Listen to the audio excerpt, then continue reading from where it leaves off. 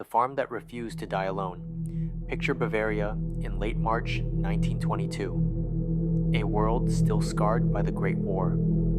Snow lies thick on the ground, muffling every sound except the wind that howls through the black pines. 30 kilometers from the nearest village stands Hinterkaifeck, a lonely farmstead carved out of the forest like a wound that never healed. No road leads directly to it. Visitors must walk the last stretch on foot. The house itself is modest, 2 stories, a barn attached, a small maid's room upstairs. But something about it always felt watched. Andreas Gruber, 63, ruled the place with an iron hand. A man of few words, rumored to have beaten his children and worse. His wife Cecilia, 72, frail but sharp-eyed. Their daughter Victoria, 35, who had returned home years earlier with 2 children. 7-year-old Cecilia, named after her grandmother, and little Joseph, just 2. Whispers in the village said Andreas had fathered Joseph himself, incest that no one dared speak aloud. Then there was the new maid, Maria Baumgartner, 44, who arrived on March 30th, her small suitcase in hand, unaware she was walking into a grave. The signs began weeks earlier, creeping in like fog.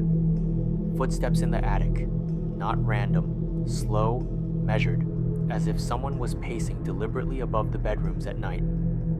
Andreas climbed the ladder once, found nothing but dust and old hay. Yet the noises returned. Newspapers nobody subscribed to appeared folded on the kitchen table. A set of spare house keys vanished from the nail by the door, only to reappear days later on the back step, crusted with ice. Tools disappeared from the barn and reappeared in odd places. Worst of all, fresh footprints in the fresh snow, leading from the edge of the woods straight to the house. But no prints leading back out. Whoever made them had come in and stayed. The previous maid had quit abruptly after 2 weeks, pale and shaking. She told neighbors the house was not empty, that something moved in the dark corners when no one was looking. Andreas laughed it off. Farmers don't believe in ghosts. On the night of March 31st, the killer waited. Perhaps already inside, perhaps in the attic he had made his own. He struck in the barn first. Andreas, Victoria, and young Cecilia were herded or tricked there one by one. The weapon, a heavy mattock from the tool shed. The blows were methodical, savage. Skulls split open so violently that fragments of bone and clumps of hair adhered to the wooden beams overhead like grotesque decorations. Blood sprayed across the hay, soaking it black. The children's screams echoed briefly before silence swallowed them. The bodies were arranged almost respectfully under piles of straw, faces down, limbs straightened. Then the killer crossed the yard to the house. Old Cecilia was felled near the kitchen doorway, one crushing blow. Up the narrow stairs to the maid's room. Maria, perhaps still unpacking or already asleep, met the same fate. Finally, in the small crib beside the parents' bed, toddler Joseph, a single quiet strike. No one outside that valley heard anything, but the murders were only the beginning. For 3 days, perhaps 4, someone remained. The cattle in the barn were fed twice daily. Hay was tossed down, water buckets filled. The family dog, chained near the house, barked at nothing but was given scraps. Smoke rose steadily from the chimney. Neighbors miles away noticed it curling lazily against the gray sky long after the Grubers had stopped appearing in the village. Inside the house, meals were prepared, bread torn and half-eaten on plates, coffee left in cups to grow cold. The stove was stoked, beds were slept in, the sheets rumpled, pillows indented. Whoever it was moved through the rooms like a caretaker of corpses. They ate the family's food, used their firewood, listened to the wind rattle the shutters. They may have sat at the kitchen table in the dark, staring at the bodies in the barn through the window, waiting for discovery. When searchers arrived on April 4th, alerted by missed deliveries, the smell hit them like a wall. In the barn, 6 bodies stacked like firewood, faces swollen and black from days of decay. Inside, Maria and Joseph, undisturbed except for the flies. The killer had vanished without taking money, jewelry, or even the family Bible. No clear motive, no confession, no suspect ever charged. The farm was torn down years later. Locals still avoid the spot. Some swear that on quiet nights, footsteps can be heard in the undergrowth, approaching but never arriving. 2. Dyatlov Pass, the mountain that drove them mad. January 25, 1959. 9 young Soviets, university students and recent graduates, all experienced mountaineers, board a train from Sverdlovsk into the northern Urals. Their leader, 23-year-old Igor Dyatlov, intelligent, charismatic, determined to earn his grade 3 hiking certification. The group, Yuri Krivonishenko, Yuri Doroshenko, Zina Kolmogorova, Rustem Slobodin, Ludmila Dubinina, Alexander Kolovatov, Nikolai Thibault Brignol, and the oldest, Semyon Zolotaryov, 38, a war veteran who joined late. They laugh, sing, take photos. Their goal, cross the mountains to reach the village of Vizhai. Routine for them. Nothing could go wrong. February 1st. They pitched their tent on the eastern slope of Kholat Zhakal, Dead Mountain in the Mansi language. Not because the Mansi consider it cursed, they don't climb it much, but because nothing grows there. A gentle slope, no trees, exposed to wind. They cut a platform in the snow, set up the large canvas tent, crawl inside, zip it shut against the minus 25 degrees Celsius to minus 30 degrees Celsius cold. Something happens that night. Rescue teams find the tent weeks later, still standing, but slashed open from the inside with a knife. In panic, in terror. 9 sets of footprints race downhill, some barefoot, some in socks, some wearing a single boot.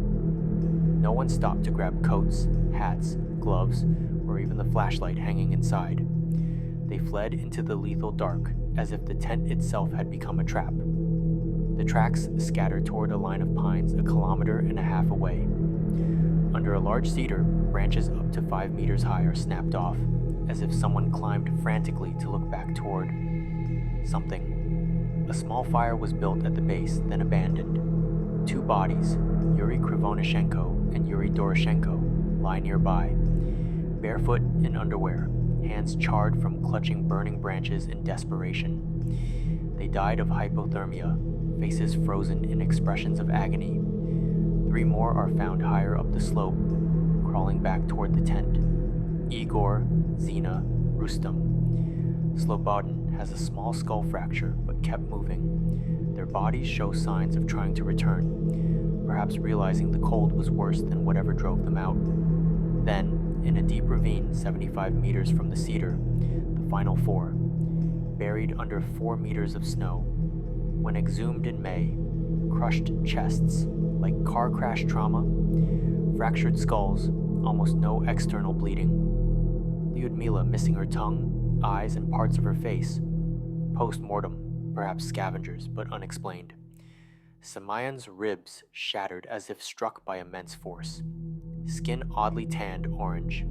Hair grayed prematurely on some. Traces of radiation on clothing, later linked possibly to lanterns or previous work. Their camera, ordinary camp photos until the end. Then orbs of light in the night sky. The very last frame, blurry, showing a figure, or shapes, illuminated against the blackness. They tore out of their shelter in the blind panic, ran half naked into minus 30 degrees Celsius, built a fire, then left it burning. Some tried to return, others died clinging together in the ravine, arms locked as if shielding from an unseen attacker. The official Soviet report, an unknown compelling natural force. Theories, avalanche, but no debris field large enough.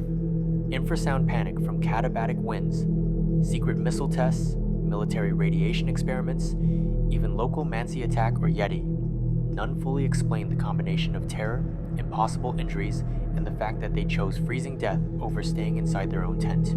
Dead Mountain still stands. Hikers avoid it. Some say the wind there carries whispers that make you want to run. 3. Elisa Lam, the elevator, the tank, and the water.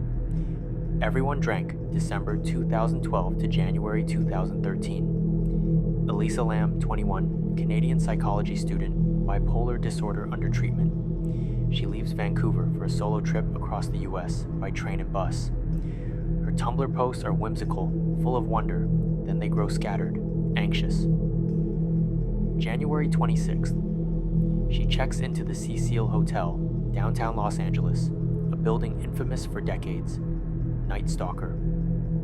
Richard Ramirez stayed there. Multiple suicides from the upper windows, murders in the halls. The lobby has a faint smell of disinfectant over decay. She posts selfies excited, then silence.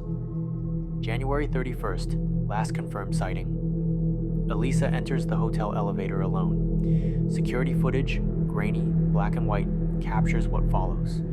She presses nearly every button. 4, 6, 10, lobby, doors close, but they reopen. She steps to the doorway, peers left, right, into the empty hallway. Again and again. She flattens against the wall, waves her hands in odd, deliberate patterns, almost like signals or gestures to ward something off. She hides, peeks, gestures more urgently. The doors refuse to close while she does this, as if an invisible obstruction holds them open. Finally, she slips out. The doors slide shut. She is never seen alive again. February 1st to 8th, her parents report her missing. LAPD searches the hotel. Nothing. February 15th, guests complain of low water pressure, black water from faucets, foul metallic taste. Maintenance worker climbs to the roof. 4 large cylindrical water tanks sit there, normally locked and alarmed. One lid is open. Inside, Elisa Lamb, naked, floating face down, decomposed after nearly 3 weeks. Autopsy, accidental drowning. No drugs beyond therapeutic levels of bipolar and antidepressant medication. No assault, no suicide note. Cause, bipolar episode leading to disorientation. But impossibilities remain. The roof access door was alarmed. No alarm triggered.